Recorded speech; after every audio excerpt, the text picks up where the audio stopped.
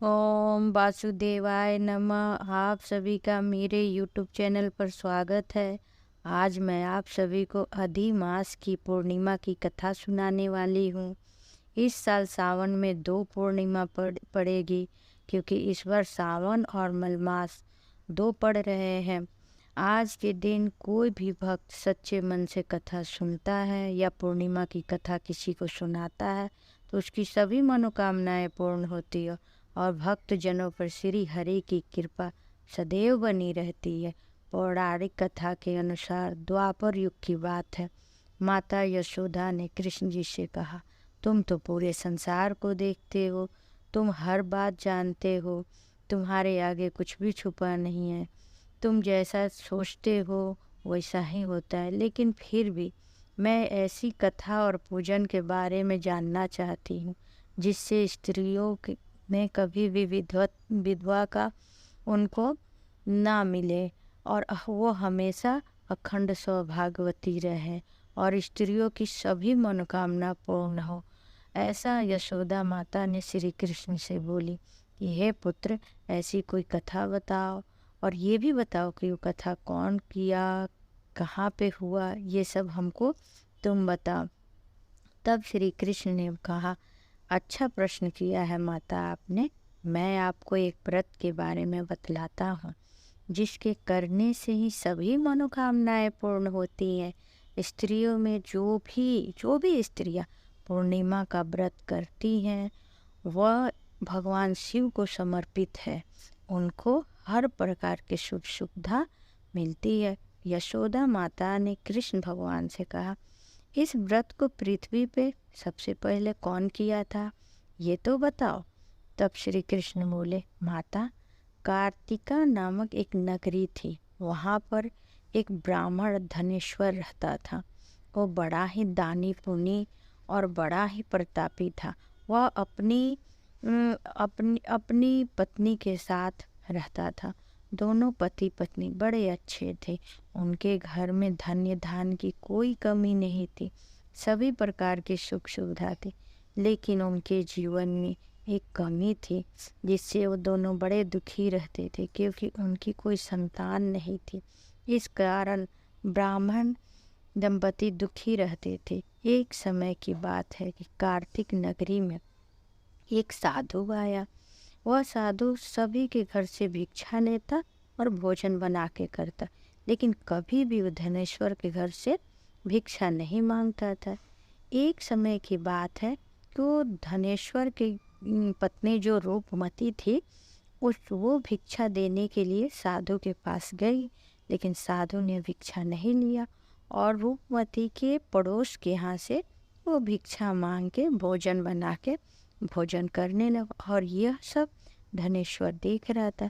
उससे सहन ना हुआ, वह चला गया और साधु देवता से बोला, हे महाराज, आप बहुत बड़े तपस्वी हैं, आप मेरे घर से भिक्षा क्यों नहीं लेते? इसका क्या कारण है? मैं समझ नहीं पाता हूँ। आज तो मेरी पत्नी आपको भिक्षा देने स्वयं आई थी, फिर भी आप नहीं लिए। तब साधु बोले, देखो, तुम निसंतान हो और निसंतान आदमी पतित होता है। उसके घर की भिक्षा लेने पे और उसके दिए हुए सामग्री से मगर भोजन बना के खाऊंगा तो मैं भी पतित हो जाऊंगा। इस भय से मैं तुम्हारे घर से कभी भिक्षा नहीं लेता हूँ। यह सुनकर धनेश्वर बहुत दुखी हुआ और उसके आंखों से अश्रु बहने लगे। वह साधु महाराज के चरणों में गिर गया और याचना करने लगा, हे साधु महाराज, आप तो ज्ञानी हो, बड़े ही उपकार करने वाले हो। कोई उपाय बताइए जिससे मुझे संतान प्राप्त हो। मेरे घर में धन्य धान की कोई कमी नहीं है। संतान नहीं होने के कारण हम मैं अपने दुख किससे बताऊं? मैं बहुत दुखी रहता हूँ, आप कृपा करें। तब साधु बोले, हे ब्राह्मण, तुम देवी चंडिका को उपासना करो। ब्राह्मण घर जाके अपनी पत्नी से सारी बातें बतलाई और कहा, माँ चंडिका की उपासना उपासना करना पड़ेगा हम सभी को। तब उसकी पत्नी बोली, मैं पुत्र के लिए कुछ भी करूँगी, माँ चंडिका की भी मैं उपासना करूँगी और मैं उनसे प्रार्थना करूँगी कि वह मेरे भाग्य में पुत्र दे, और जो भी जितना हो सकता है मैं माता का पूजा करूँगी। वह उपवास करने लगी और ध्यान मग्न होके दोनों पति पत्नी माँ की पूजा करने लगे। 16वें दिन माँ चंडी स्वप्न में धनेश्वर से बोली, उठो, तुम्हें पुत्र प्राप्त होगा। मैं तुम्हें पुत्र देने का वरदान देती हूँ, लेकिन वह पुत्र अल्पायु होगा और 16 वर्ष की आयु में उसकी मृत्यु हो जाएगी। यदि तुम दोनों पति पत्नी 32 पूर्णिमा का व्रत करोगे और बहुत ज़्यादा जितना संभव हो सके आटे का दिया जलाओगे और पूर्णिमा के दिन पूजा करोगे, तो तुम्हारे पुत्र की रक्षा हो सकती है। इस स्थान पर तुम्हें एक आम का पेड़ दिखेगा, जिस पे चढ़ के तुम एक आम तोड़ना और अपनी पत्नी को देना। जब सुबह जगा धनेश्वर तो उसने रात के स्वप्न के बारे में अपनी पत्नी से कहा। तब वो धनेश्वर जाके देखा एक आम का पेड़ है, क्योंकि वो वन में अब दोनों पति पत्नी रहते थे, तो वहाँ पे वो देखा कि एक आम का पेड़ है, लेकिन वो आम के पेड़ पर चढ़ नहीं पा रहा था।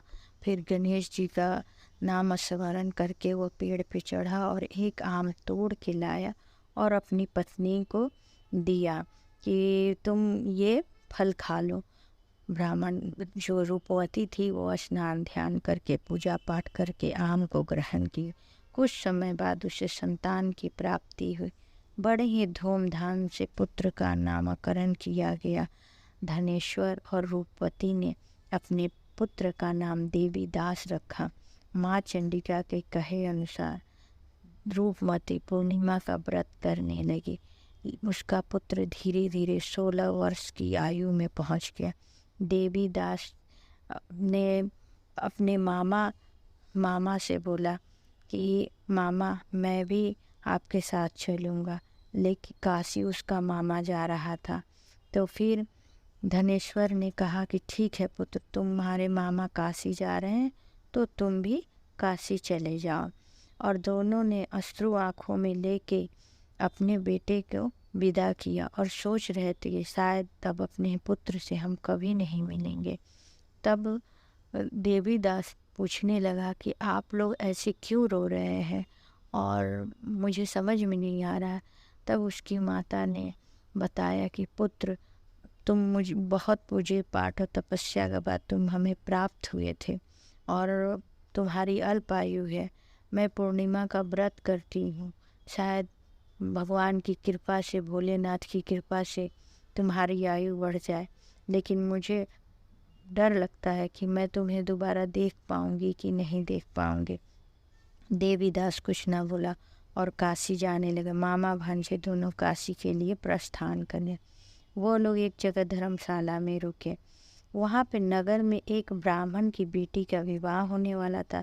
पूरे नगर को अच्छे से सजाया गया था, धूमधाम था। और उसी धर्मशाला में जिस से विवाह होने वाली थी युवक की, वो युवक भी ठहरा था। लेकिन अचानक दूल्हे की तबीयत बहुत ख़राब हो गई।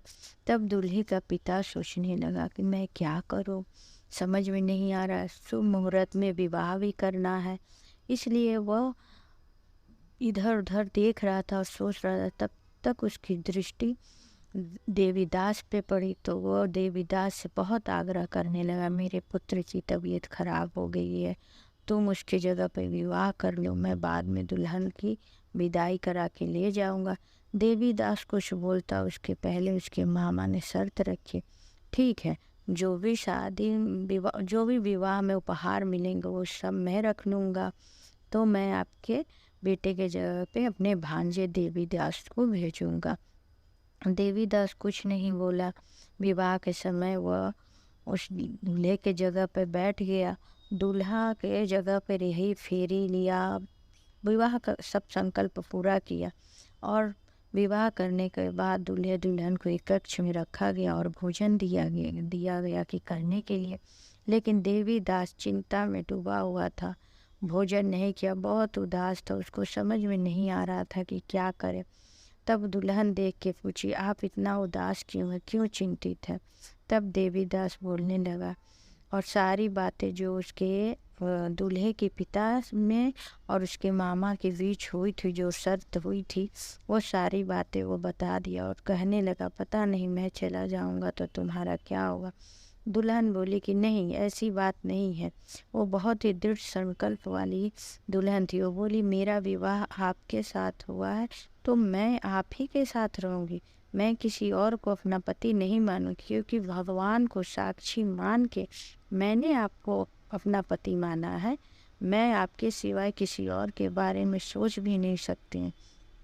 तब देवीदास ने अपने अल्पायु होने की बात बताई। बोला कि मैं कैसे तुमको बोलूं, क्या गति मेरी होगी ये मुझे भी पता नहीं है, तो मैं तुमको कैसे इस बात के लिए बोलूं कि तुम मेरी पत्नी हो। तब वो बोली, जो गति आपका होगा वही गति मेरा होगा, इसलिए ज़्यादा सोचने की चिंता करने की ज़रूरत नहीं। आइए हम लोग भोजन करते हैं। फिर देवीदास और उसकी दुल्हन ने भोजन किया। देवीदास एक अंगूठी और रुमाल अपनी दुल्हन को दिया और कहा, देखो ये जो वाटिका है तुम्हारे घर में, उसमें सदैव ही तुम जल देती रहना। जब ये पुष्प सूख जाएंगे तो तुम समझना कि मैं नहीं रहा, और या पुष्प फिर से नए आने लगे तो समझ जाना कि मैं जीवित हूँ। शायद मेरी माँ के 32 पूर्णिमा व्रत करने के वजह से मुझ पर कृपा प्राप्त हुई होगी। तुम ऐसा ही करना। और सुबह वो चला गया अपने मामा के साथ काशी। फिर दूल्हे का में जो दूल्हा था जिससे शादी होने वाली थी, वो और उसके पिता आए दुल्हन विदाई के लिए। तब दुल्हन बोली, तुम मेरे पति नहीं हो, तुम्हारे साथ मेरी विवाह नहीं हुई है, तुम कैसे कह सकते हो कि मैं तुम्हारी पत्नी हूँ। जो भी शादी में सामग्री दी गई थी दिखाओ, जो भी जेवर जो भी वस्तु है दिखाओ। उनके पास तो था ही नहीं, वो तो सब देवीदास के मामा लेके जा चुके थे। फिर बोली, ठीक है, जो हमारे तुम्हारे बीच रात्रि में बात हुई थी वो तो कम से कम बताओ। वो भी कुछ ना बोल सका। तब तब दे तब वो दूल्हे का पिता भी घबरा गया। सब पूछने लगे और उनके बहुत ही अनादर भी किया गया और उनको अपमानित करके सभी बारातियों को उनको भेज दिया गया। सच्चाई जानने के बाद दुल्हन के पिता को बड़ा ही दुख हुआ था। इधर देवीदास मामा के साथ काशी में वास कर रहा था। तभी एक दिन एक सांप आया और उसे डसना चाहा, लेकिन देवीदास जो है उस पे जहरीले विष का असर नहीं हुआ। तब थोड़ी देर बाद काल स्वयं प्रकट हो गए और देवीदास का प्राण लेके जाने के लिए आ गए। तब उसी समय भोलेनाथ और माता पार्वती वहाँ से गुजर रहे थे। तब माता पार्वती ने देखा तो कहा, हे भोलेनाथ, आप इस बालक को देख रहे हैं? तो बोले, हाँ, इसकी माँ ने 32 पूर्णिमा की व्रत कर चुकी है और अब आप इसे प्राण दान दे दीजिए। मैं आपसे आग्रह करती हूँ, इसके प्राण को दे दीजिए। इसकी माँ बहुत दुखी होगी और पूजा पाठ जिस भाव से उसने किया है, आपको इसको वरदान देना ही पड़ेगा।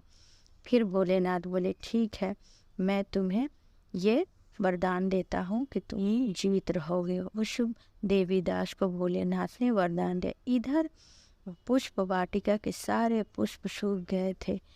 ये देख के बहुत दुखी हुई थी देवीदास की पत्नी। लेकिन कुछ समय बाद वो देखती क्या है कि पूरे पुष्प वाटिका हरे भरे हो गए। यह देख कर खुशी से वो फूले ना समाई। वो दौड़ के अपने पिताजी के पास गई। बोली, पिताजी पिताजी, शायद उन पे जो काल आने वाले थे वो शायद चले गए। शायद मेरे पति जिंदा है।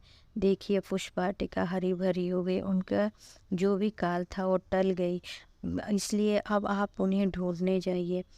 तब उसके पिता तैयारी करने लगे कि मैं जाके देवीदास को ढूंढूंगा। और उधर देवीदास और उसके मामा जब यह देखे कि इसकी पूर्ण आयु मिल गई तो वो खुशी से फूले ना समय वो भी अपने नगर कार्तिकेय जाने के लिए प्रस्थान कर गए। अभी इधर दुल्हन के पिता जाते ही ढूंढने, तब तो उनके द्वार पे देवीदास और उसके मामा पहुंच गए। दुल्हन देख के तुरंत पहचान गई और बोली, इन्हीं से मेरा विवाह हुआ था।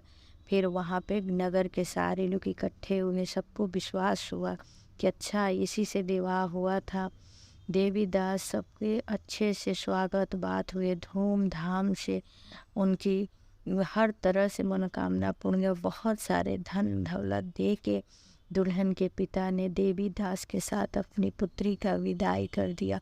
और जब देवीदास और उसके मामा नगर के कार्तिकेय नगर के समीप पहुँचे तो बहुत लोग देख लिए और जाके देवीदास के माता पिता से कहें कि आपका पुत्र दुल्हन लेके आया है और उसके मामा भी साथ में। और साथ में अब तो धनेश्वर और उसकी पत्नी को विश्वास ही नहीं हो रहा था।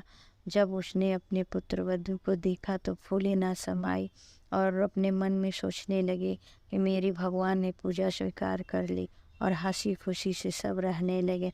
श्री कृष्ण जी कहते हैं, हे माता, जिस प्रकार धनेश्वर और उसकी पत्नी ने 32 पूर्णिमा के व्रत का उपासना किए थे, उसके प्रभाव से उनके पुत्र को जीवन दान मिला था, इसी तरह से कोई भी संसार में स्त्री पूर्णिमा का अगर व्रत सच्चे मन से करती है तो उन्हें अखंड सौभाग्यवती और पुत्रवती होने का वरदान मिलता है, और कोई भी उनके घर पे किसी भी प्रकार के अगर दुख होते हैं तो दूर होते हैं।